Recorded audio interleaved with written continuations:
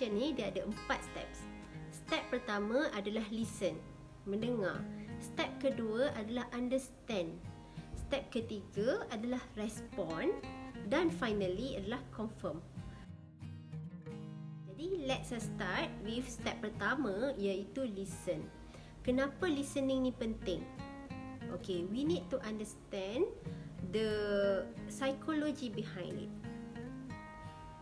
Prospek yang nak reject kita ni, selalunya dia dah memang defensif.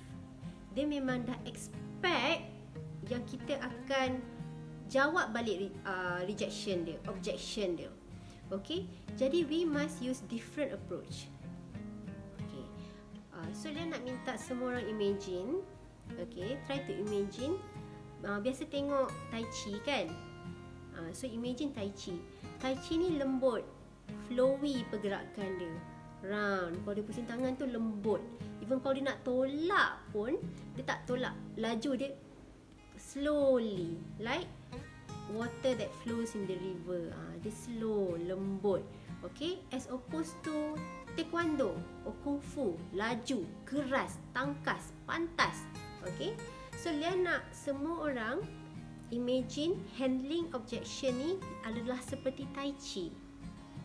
Okay, bila orang nak attack kita, instead of kita push dia balik macam tu, kita deflect the attack tu supaya momentum dia bergerak ke tempat lain. Imagine benda tu. So antaranya ialah cara yang paling mujarab lah dia cakap nak buat Tai Chi ni adalah dengan menjadi pendengar yang setia. I know, I understand. As a salesperson ni, especially masa yang mula-mula buat sales lah, the instinct tu bila kena reject nak jawab. Okay, nak reply, nak justify balik. Okay, now hari ini dia nak bagi tahu pada semua, please restrain ourselves daripada cepat nak jawab, cepat nak explain. Okay, hold ourselves. Every time terasa nak buat macam tu, tarik nafas dalam-dalam and exhale. Okay, every time nak rasa macam nak jawab, tarik nafas dulu and exhale. Kenapa? Because kita nak kena control this feeling yang kita rasakan dalam. Of course, kita pun salesperson pun human. So bila kita kena reject, of course mungkin akan terdetik perasaan negatif tu dalam hati, kena reject kan. So kena belajar kawal perasaan ni. Okay, dan kita ajar diri kita untuk mendengar dengan baik apa yang prospek kita, klien kita nak sampaikan tadi. And because kalau you jump too quickly, macam dia reject terus dia nak jawab, terus dia nak balas, dia punya defense mechanism ni tadi akan lagi naik lah. Dia akan jadi tembok tu makin tebal. Dia lagi kita kelang kabut nak reply, nak jawab objection tu, lagilah klien ni pun akan buat benda yang sama juga, akan defensif, akan cari sebab kenapa dia tak nak. Okay, so you nak dia bring down the defense wall ni tadi and open up to you. So you kena dengar dengan baik apa yang dia nak sampaikan. And then pendengar yang baik ni, pendengar yang setia ni ialah dia tak bercakap sangat. The most pun adalah these two type of communication, which are body language and verbal. Kalau body language dia angguk, dia faham. Kalau verbal macam I understand, I see, saya faham. Got it? Okay, get the picture. So dua benda ni sahaja yang dibenarkan guna semasa handling objection, semasa klien tadi meluahkan apa yang dia rasa. So kita kena belajarlah kawal body language kita. Jangan nampak macam kita nak attack dia, tapi kita kena buat diri kita nampak kita friendly, that we are on their side. Okay, we are on their side anyway. So kita kena bagi dia nampak benda tu by showing that we listen to them and that we understand their concerns ni tadi. Which bring us to number 2 punya handling objection punya step. Kita sambung bab understanding the objection ni tadi. Okey, antara caranya macam saya cakap tadi, kita patah balik ke repo to build the trust, untuk dia bercerita dengan kita apa sebenarnya the underlying issues. Another way ialah dengan kita ask for permission from the client ni tadi untuk kita explore dia punya concern. Okey. Contohnya ialah kalau dia kata dia ada financial constraint.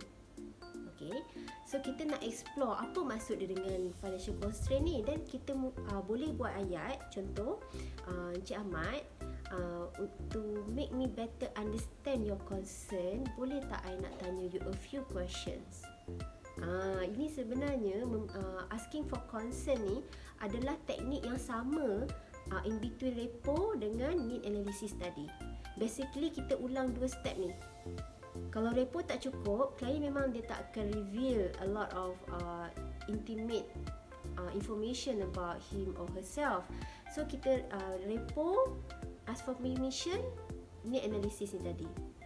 Tapi dalam konteks ni lebih kepada concern analysis, objection analysis. What are your concerns? I concerned because of my financial. Is it okay if I ask you a few more questions so that I can better understand your financial situation? Ataupun dia kata, I nak tanya wife I dulu. Dan kita boleh cakap, I faham. Dalam understanding ni, you must always use ayat I understand, I faham. Dan I faham, dia nak kena tanya wife you dulu. In order for me to understand you better, boleh tak I nak ask you a few more questions? Kenapa, apa perkara yang you agak rasa-rasa lah yang your wife akan tanya pasal ni, akan concern pasal ni. Dan kita dengar, balik pada step nombor 1 tu, kita dengar. Okay, repeat repo, ask for concern, need analysis and listen. Itu adalah step kedua untuk understanding the objection. And then masa kita nak understand the objection ni, kita nak klien bercerita dengan lebih banyak. So mungkin kita boleh interject perkataan, what else are your concern, why do you feel this way. Remember masa subject repo ada H1W5, how, where, who, when, semua tu it's the same thing, kita guna juga kat sini. Kita nak dig deeper, make them talk. The more your client is talking, the higher chances of dia akan beli apa you nak jual. Our job is to make sure the client talks. Bukan kita yang lebih banyak bercakap daripada dia. Sepatutnya dia yang kena bercakap lebih banyak dari kita, because kita nak mengenali dia. Okay. And then 3 ialah respond properly to all dia punya objection, feedback, semua ni. After you dah confident, you dah unearth, you dah uncovered all dia punya objection, dia punya issue, then you prioritize. Ni yang nombor 3, respond properly ni. Then you prioritize dalam banyak-banyak objection, banyak-banyak concern ni, yang mana yang you nak address dahulu. Remember, masa step nombor 1, listen and understanding, you do not give up anything.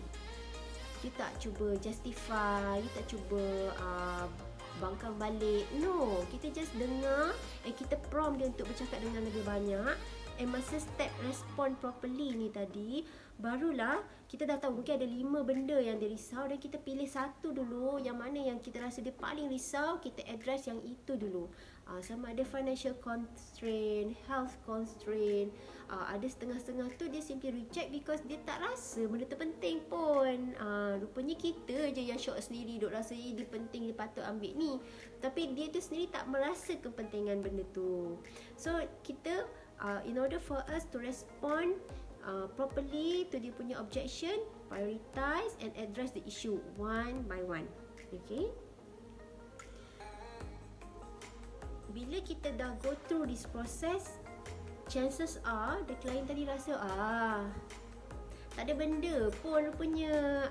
Oh, benda dia dah resolve. Dia mungkin rasa lega, dia akan